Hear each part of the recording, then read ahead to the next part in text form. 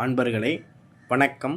நாம் இன்னைக்கு வீடியோ பதிவில் எதை பற்றின தகவலை பார்க்க போகிறோம் அப்படின்னு பார்த்தீங்கன்னா, அதாவது நீங்கள் யாரையாவது விரும்புனீங்க அப்படின்னாலும் சரி, இல்லை நீங்கள் யாரையாவது அடையணும்னு ஆசைப்பட்டீங்க அப்படின்னாலும் சரி, சரிங்களா, கண்டிப்பாக இந்த வீடியோ பதிவு உங்களுக்கு பயனுள்ளதாக இருக்கும். சரிங்களா, இந்த வீடியோ பதிவுக்குள்ளே போகிறதுக்கு முன்னாடி நம்மளுடைய சிவருத்ர மகாகாளி அருள்வாக்குப்பிடம் சேனலை சப்ஸ்கிரைப் பண்ணாதவங்க சப்ஸ்கிரைப் பண்ணிக்கிங்க.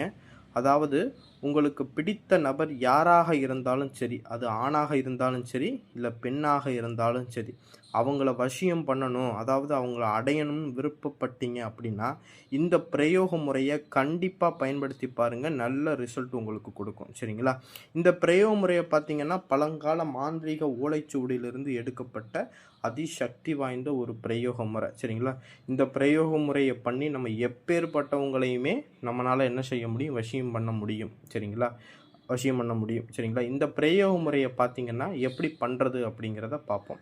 அதாவது வளர்பிறையில் வரக்கூடிய வெள்ளிக்கிழமை அன்னைக்குன்னு அதிகாலை பிரம்ம முகூர்த்தத்தில் ஒரு செப்பு தகட்டில் நீங்கள் என்ன செஞ்சுக்கங்கன்னா 2 செப்பு தகடு உங்களுக்கு தேவையான அளவு கட் பண்ணி எடுத்துக்கோங்க.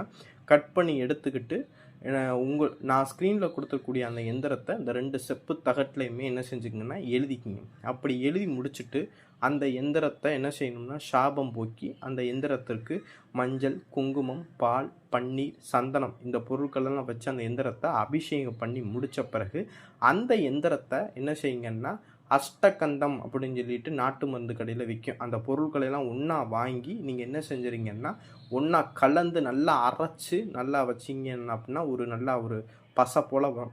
அந்த திரவத்தை என்ன செய்கிறீங்கன்னா அந்த எந்திரத்தில் ஃபுல்லாக தடவி முடிச்சுட்டு அந்த 2 எந்திரத்துலையுமே சந்தனம், குங்குமம்லாம் வச்சு நீங்கள் என்ன செஞ்சுருங்கன்னா ஒரு தாம்பாள தட்டில் வச்சு நீங்கள் என்ன செஞ்சீங்கன்னா அதற்கு முன்னாடி ஒரு நெய் தீபம் ஏற்றிக்கிட்டு நான் ஸ்க்ரீனில் கொடுத்துருக்கக்கூடிய மந்திரத்தை என்ன செய்யணும்னா கடையில் மல்லிகைப்பூ, உதிரிப்பூ வாங்கி வச்சுக்கோங்க. ஒரு கிண்ணத்தில் வாங்கிட்டு 108 பூ எண்ணி எடுத்து வச்சுக்கோங்க.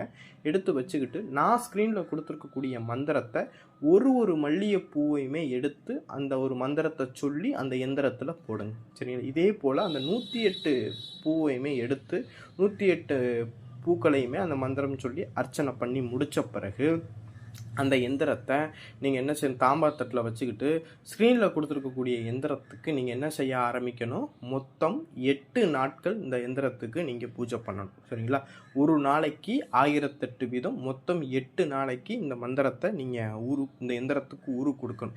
8ஆவது நாள் நீங்கள் என்ன செய்கிறீங்கன்னா அந்த எந்திரத்தை நீங்கள் என்ன செய்யணும் சுருட்டி ஒரு தாயத்தில் என்ன வெள்ளி தாயத்தில் அடைச்சி அதை யாரை நீங்கள் வெள்ளி தாயத்தில் அடைச்சி நீங்கள் என்ன செஞ்சுக்கணும்னு உங்களுடைய வலது மணிக்கட்டில் நீங்கள் கட்டிக்கணும். ஆணாக இருந்தீங்கன்னா வலதுலையும், பெண்ணாக இருந்தீங்கன்னா இடது மணிக்கட்டுலையும் நீங்கள் கட்டிக்கிட்டீங்க அப்படின்னா நீங்கள் விரும்பக்கூடிய நபர் என்ன செஞ்சுருவாங்க, 21 நாட்களுக்குள்ளாக உங்களை தேடி வர ஆரம்பிச்சிருவாங்க.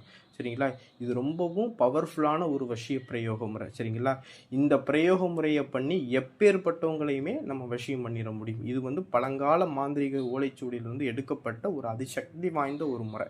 சரிங்களா, அடுத்து இன்னொரு எந்திரம் நான் சொல்லியிருப்பேன்ல, அந்த எந்திரத்தை நீங்கள் என்ன செய்கிறீங்கன்னா அப்புறம் நீங்கள் என்ன செய்கிறீங்கன்னா ஒரு பச்சரிசி மாவில் நீங்கள் யாரை வசியம் பண்ண போகிறீங்களோ அவங்களுடைய உருவ பாவை போல் ஒன்று செஞ்சுக்குங்க.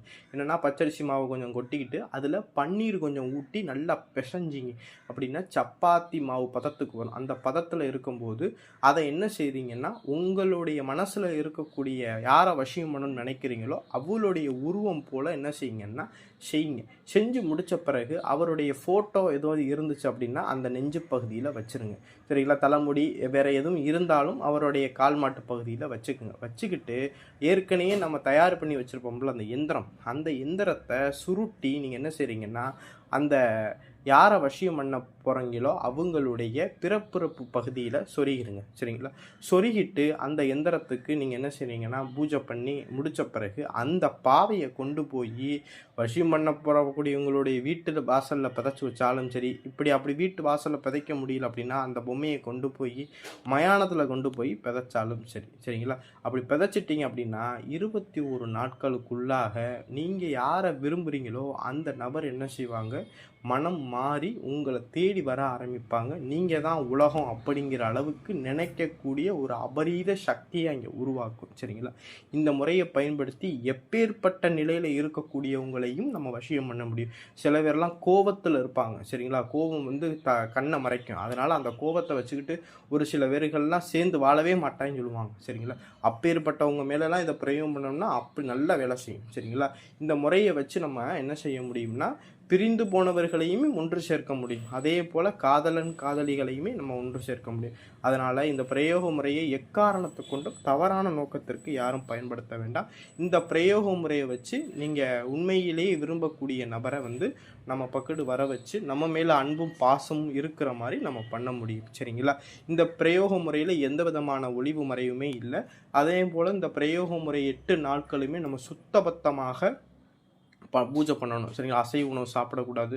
2 வேளை குளித்து என்ன செஞ்சுக்கிறணும்னா விரதம் இருந்து தான் இந்த எந்திரத்துக்கு நம்ம பூஜை பண்ணணும். அதே போல் பிரம்ம முகூர்த்தத்தில் அதிகாலை நேரத்தில் தான் நம்ம இந்த பூஜையும் நம்ம பண்ணணும். சரிங்களா? எக்காரணத்தை கொண்டு பகலில் பண்ணக்கூடாது, இரவுலையும் பண்ணக்கூடாது. பிரம்ம முகூர்த்தத்தில் தான் இந்த பூஜையும் நம்ம 8 நாளுமே நம்ம பண்ணணும். 8 நாளும் சுத்தபத்தமாக கண்ணியமாக இருக்கணும். சரிங்களா? இந்த பிரயோக முறை பூஜை பிடிச்சிருந்துச்சு அப்படின்னா நம்மளுடைய சிவருத்ர மகாகாளி அல்வாக்குப்படம் சேனலை வந்து சப்ஸ்கிரைப் பண்ணாதவங்க சப்ஸ்கிரைப் பண்ணிக்கிங்க. இந்த பூஜை முறை யாருக்காவது பண்ணி கொடுக்கணும் அப்படின்னு நீங்கள் விருப்பப்பட்டீங்க அப்படின்னா ஸ்க்ரீனில் தெரியக்கூடிய வாட்ஸ்அப் நம்பருக்கு தொடர்பு கொண்டு நம்மகிட்ட அதை பூஜை பண்ணி வாங்கிக்கிறலாம். நன்றி, வணக்கம்.